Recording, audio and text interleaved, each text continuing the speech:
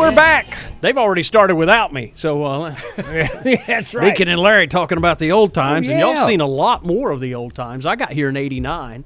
Okay. The Jerry Cox Company was still functioning as a department store at that time. Yes, sir. But things change, but the more they change, the more they kind of stay the same. I mean, we do repeat a lot of history. That's true. It really is. And, I guess the real key is you tend to hold on to the powerful part and kind of trim. You trim the edges. Sure. And go where you want to go. Based on vision, everybody now in this COVID-19 business is talking about, I guess they call it the new normal. Mm-hmm. But, that's going to be available. You have to go back.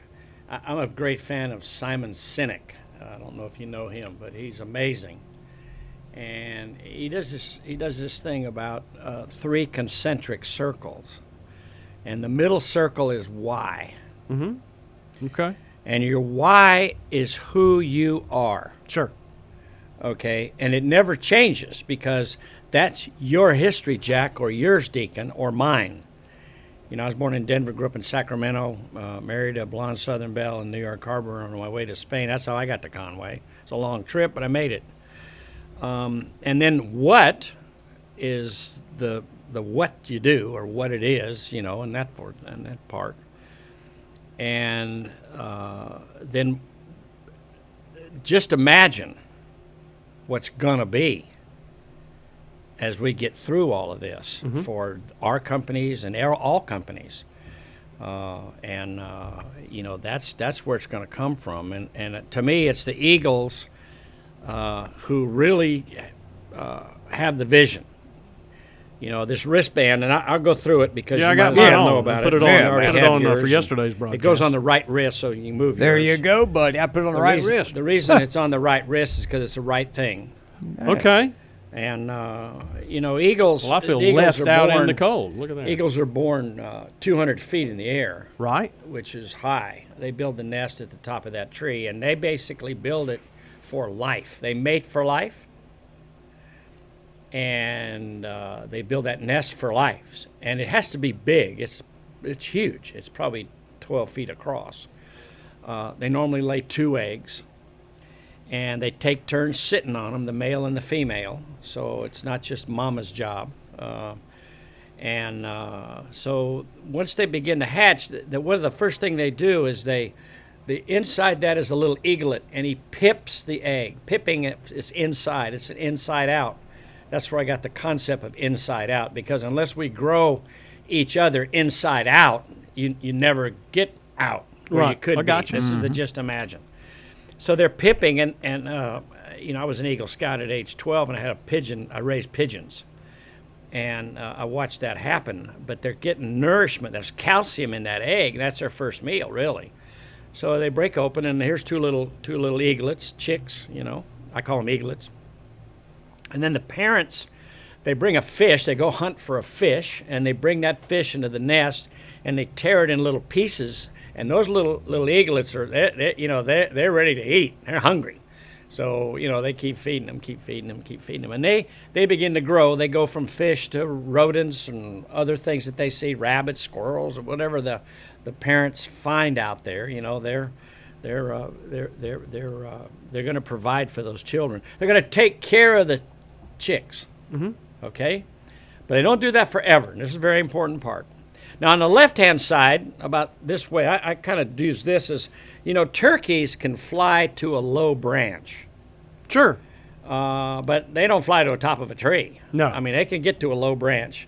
And so on this wristband, if you'll notice, I gave the turkeys a capital T because they could fly to a low branch. But I didn't give them all caps like eagles, okay? Eagle ship. So turkey ship, and that's fine, okay? Then at your side is chickens. Chickens, and this is all on the left. The chickens, they basically do the 4 Ps. They peep, they peek, they peck, and they poop all over each other all day long. Yeah. And it gets deeper every minute. Chickens, yeah. I mean, I raise pigeons, I raise chickens, and I can tell you when I first met Jenny's father, he wasn't too impressed with a Californian. Right. Okay? I can see why. Yeah. And, Earl Warren was our governor, so that's a whole other issue, right? We could talk about that in a couple of sessions. But anyway, so, and Jenny's mother was sitting in her bedroom. She told Jenny, she said, Daddy doesn't like him. And Jenny said, well, it's too bad. And so, anyway. So we were, they have a place on Highway 90, okay? So we were walking around the property with him, and we came to his pigeon coop. He was raising pigeons. Oh, okay. And I know about pigeons because I raised them too. I had show pigeons, in California. And so he was saying they were doing something. And I said, well, here's the reason, because they don't have this, this, and this. He said, how do you know that? I said, well, I have a pigeon raising as one of my merit badges for Eagle Scout. There were 5 of us that were Eagle Scouts in California in 1950 some odd, 6 or 7, whatever. And so all of a sudden, that totally changed when he found out I was an Eagle Scout, because there weren't many of them. There's still not many, really. It's like the best thing you can do. Oh, yeah. So he came in, we went back into the house, and he said to Jenny's mother, Virginia, I believe we need to brew up a mint julep and go sit on the veranda. Wow. So believe it or not, pigeons started the deal. How about that? It opened the door. You never know, right? Yeah. So it's a good thing. So anyway, chicken ship, and I don't understand it, but it's true. And then right in front of our house in Merle's Inlet are oysters. I look at them every morning, and many of them have been in the same place they were yesterday, and they've been there for decades. Yeah. They're stuck in the pluff mud, and what they do is the tides go in and out. They kind of open their shell, hoping a morsel will fall in. Right. Therefore, everything on the left in America is turkey ship, chicken ship, and oyster ship. Mm-hmm. Okay?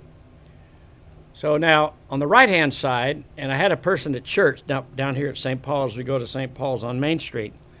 This guy said, when do they push him out of the nest? I said, well, they don't push him out of the nest.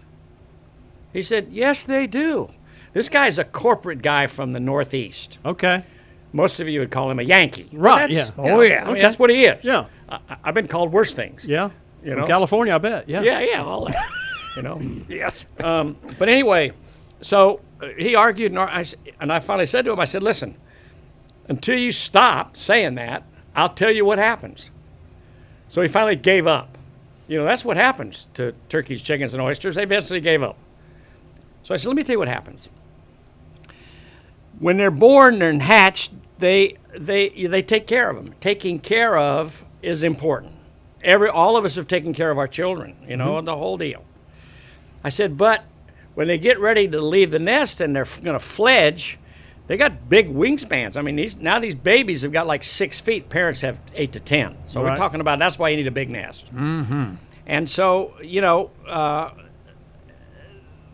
the parents move from taking care of them to caring for them. Okay. Taking care of caters to weakness. You couldn't feed yourself when you were a child. Me neither. Right. My mom did it, and my dad. My dad was in the war, World War II. Fed the Flying Tiger, so he had another rich thing. So here's what they do. They stop feeding them. Those new eagles, those new eaglets fly because they are hungry. And unless they learn to hunt and fish, they will die. So the parents know you got to shift to caring for. That's why the wristband goes on the right wrist, because it's the right thing. Okay. And I hope I didn't offend you by putting it on the wrong one. Well, you didn't know. I didn't know. That's why. Hey, Jack, snap too, pal. What's Yeah. wrong? There you go. I mean, come on. Okay. No, but I hadn't explained it yet, and I've had to explain it. I go through about 1,000 wristbands a year, maybe more, because I explain it everywhere I go, because it's the essence of who we got to be as Americans. I love this. This is great. And then, so the other thing is, and somebody asked me, well, what is your political stuff? Here's my political stuff. I'm a registered Republican with a Democratic philosophy who votes independently as an American eagle. And the American eagle is the symbol of America for a reason. Benjamin Franklin wanted it to be the turkey. Turkey. Okay, so he got outvoted. Think about the American eagle. Black, brown, red, white, and yellow. All those colors are in the American eagle, every one of them. Mm-hmm. That's the fabric of America. That's all the races, all the creeds. Okay? Now, it obviously ain't easy to keep all that together because we're suffering with that right now. Right. So the eagle has two wings. It has a right wing and a left wing. Unless the right wing and the left wing work together, it doesn't fly. Mm-hmm. Right. Now, when the right and the left work together, then now you're getting into the eagle's vision, which has two eyelids. Pilots have seen American eagles at 25,000 feet. Get out of here. Yeah. Wow. They are so high, their wings ice up. But when they spot something, that one set of eyelids was kind of like binoculars, strong binoculars.